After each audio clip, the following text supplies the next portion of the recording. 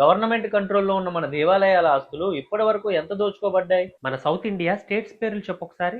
ఆంధ్రప్రదేశ్, తెలంగాణ, తమిళనాడు, కర్ణాటక, కేరళ. కేవలం ఈ 5 రాష్ట్రాల్లోనే ఉన్న దేవాలయాలకి ఇప్పటికీ హిందూ భక్తి సమాజం ఎంత ఇచ్చిందో తెలుసా? 10 లక్షల ఎకరాలకు పైగా వ్యవసాయ భూమితో పాటు అనేక వేల నివాస అలాగే వాణిజ్య భవనాలు, 100 కోట్ల చదరపు అడుగులకు పైగా పట్టణ గృహాలు అలాగే వాణిజ్య స్థలాలు. వీటన్నిటి విలువ సుమారు 20 లక్షల కోట్లు ఉంటుందని అంచనా. 20 లక్షల కోట్ల! ఈ ఆస్తుల నుండి సంవత్సరానికి వచ్చే మొత్తం ఆదాయం ఎంతో తెలుసా? 10,000 కోట్ల రూపాయల కంటే ఎక్కువ. సంవత్సరానికి 10,000 కోట్ల రెవెన్యూవా?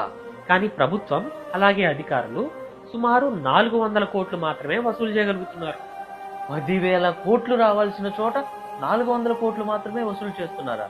మళ్ళీ దీన్ని వసూలు చేయడానికి ఈ ఆలయాల నుండే 12 to 21% యాన్యువల్ ఫీజు అలాగే ఆడిట్ ఫీజు కింద 2 to 4% వసూలు చేస్తున్నారు.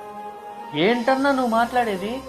కేరళలో అన్ని దేవాలయ భూములని ప్రభుత్వం స్వాధీనం చేసుకుని వార్షిక భత్యం అంటే యాన్యువల్ అలవెన్స్ చెల్లిస్తోంది. శ్రీ పద్మనాభ స్వామి ఆలయానికి సుమారు 17,500 ఎకరాల వ్యవసాయ భూమి ఉండగా దీని విలువ సుమారు 5,000 కోట్ల రూపాయల కంటే ఎక్కువ. ఎంత కాదనుకున్నా ఈ భూమికి సంవత్సరానికి కనీసం 35 కోట్ల ఆదాయం రావాలి. కానీ సంవత్సరానికి కేవలం 47,500 రూపాయలు మాత్రమే కేరళ ప్రభుత్వం చెల్లిస్తోంది. 35 కోట్లు ఎక్కడ, 47,500 రూపాయలు ఎక్కడ? ఇలా చేయడం వల్లే ఎన్నో వేద పాఠశాలలు, గోశాలలు, ఆలయ కోనేరులు, నందనవనాలు ఎన్నో కనుమరుగయ్యాయి. దీన్ని బట్టి నీకేమర్థమైంది? హిందూ ఆలయాలను ప్రభుత్వ నియంత్రణ నుంచి విముక్తి చేసి హిందూ సమాజానికి తిరిగి ఇవ్వాల్సిన అవసరం ఎంతైనా ఉంది.